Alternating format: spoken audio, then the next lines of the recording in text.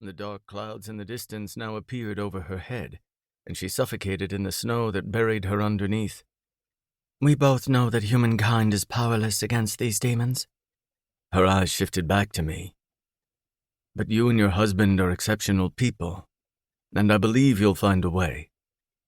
Her eyes remained on mine, like she could see straight through me. I never would have fallen in love again if Harlow weren't the most exceptional woman I'd ever met. And now I knew exactly where she'd gotten the traits that had made me fall head first, the moment I kissed her. He'll return. She looked down into her coffee again. Let me know how I can be of service to you, Your Highness. A gentle smile moved over her lips. Please don't call me that. Ivory is fine. Very well, I said. How can I be of service to you, Ivory? I've moped around since my husband left because his absence is all I can think about. But I know my time is better spent preparing for war. We need to prepare HeartHolme for the influx of citizens about to join us, and we also need to strengthen our fortifications to prepare the field for battle. I agree. I have some ideas. I'm listening. Since they come from underneath the ground, what if we covered the field with stone? The same stone we use to create our streets. I realize that's labor-intensive and a waste of resources, but it may prevent them from rising and getting too close to the wall.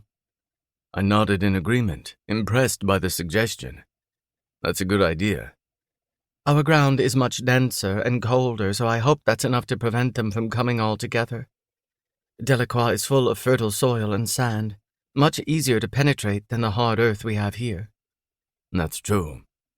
Perhaps they'll only be able to rise farther south, and we'll have some warning they're coming. She really was Huntley's equal.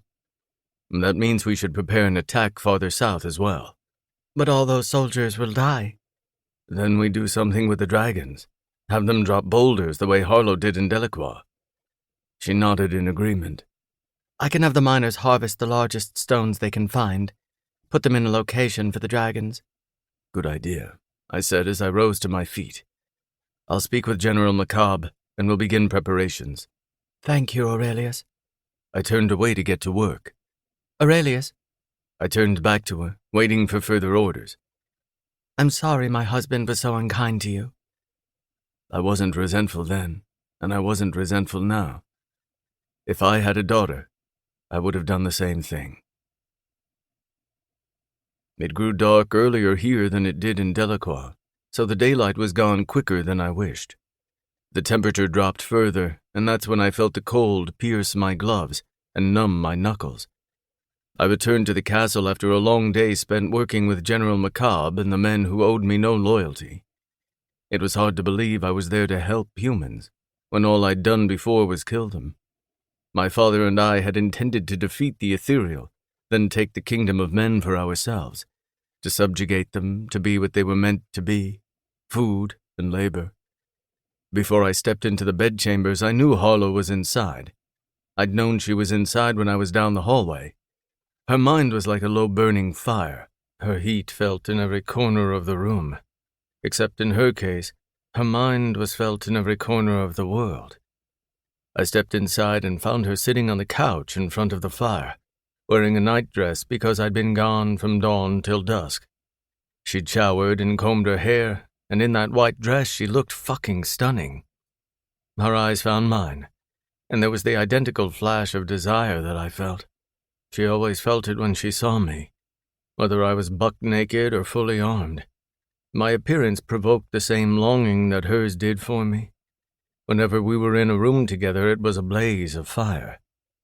I turned away to undress, to remove all the pieces of armor and the weapons that weighed down my body. But even then I was uncomfortable after a long day working at the wall, giving orders and watching men practically run off to fulfill them, because they were terrified I would bite them. I'm going to shower. I knew she wanted me, but she would have to wait. Hurry.